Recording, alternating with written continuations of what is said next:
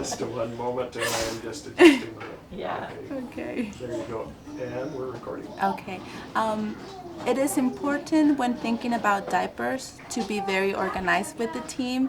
It's important that we know that we need to spend not a very long time, but really quality time with the children, and so that we have a floater. So we're really lucky like that at 9 o'clock we have the floater that comes in and knows she can do overview outside and inside however she needs to move. So that. Just stop, please. Okay. Don't even talk about the floater thing, Okay. even though that's great. Okay. But most people don't have a floater. Okay. I still want to So be organized. Yeah, Okay. I still want Okay. to get started again. Okay, so when coming to diaper change, it's important to be very organized and have conversations with your team. When they know that when you're changing a diaper, you're gonna spend a little bit of time paying attention to the children and being in the moment with the child.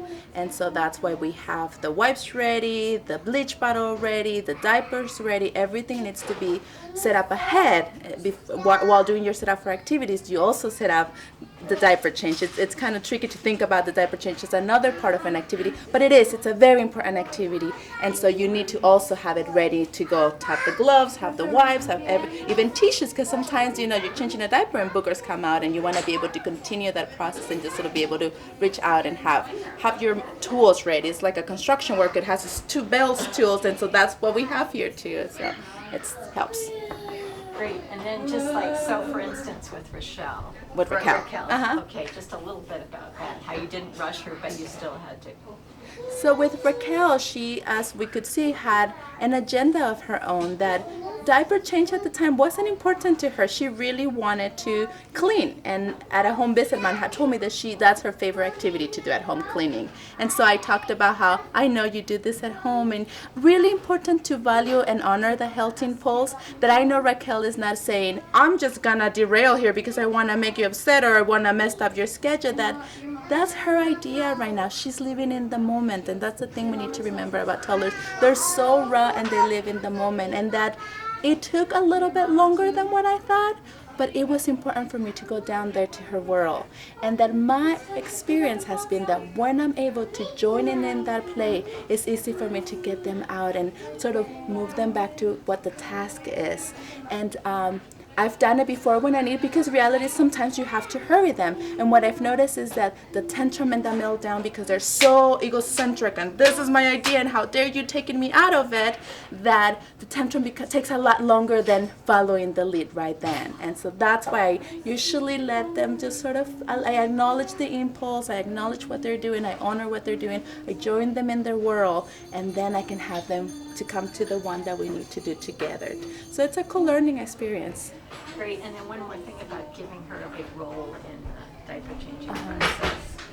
So as you can see, she was very in charge of her diaper change, and that's absolutely what we want toddlers to do. This is the place of I want power, and the world is not set up for power. So this is the place where I can have power and gain self-help skills. This is diapering is so important because it's the next step to toilet learning, that if they're able to pull those stops and wipe themselves, they're gonna know how to do the toilet learning much easier, that they're not just gonna sit there looking at that white toilet cold hard thing going, what am I supposed to do?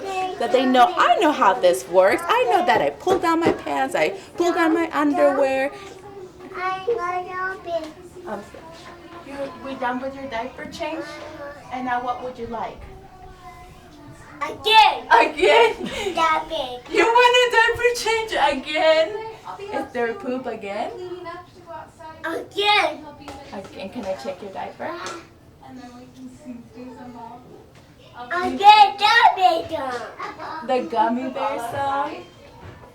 Is that what you're asking The for? black dog. It's in the office. I'm gonna finish talking to Margie and I'll go get the gummy bear song that you like. Don't judge about the gummy bear. It was the home thing. I am bridging home and Yeah, right. it's hideous. They love it though.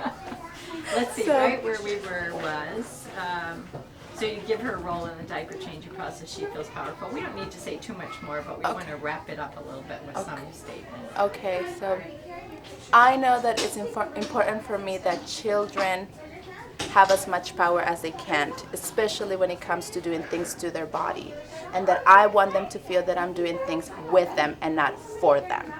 And that's what I think is valuable for them to take on when it comes down to toilet learning, that it really makes the process, it might feel long to engage them, to have them do it, but it really, when you do it the other way, is way longer. And so it really, and it makes the toilet learning process way easier too, that sometimes I have people going, well, you're taking too long, but it really might seem long, but the other way is really longer. I have tried it before, and it doesn't feel good to me, and it doesn't feel good to the child. So I do believe in let them take charge of their bodies. Ah, fabulous. That's it. It's just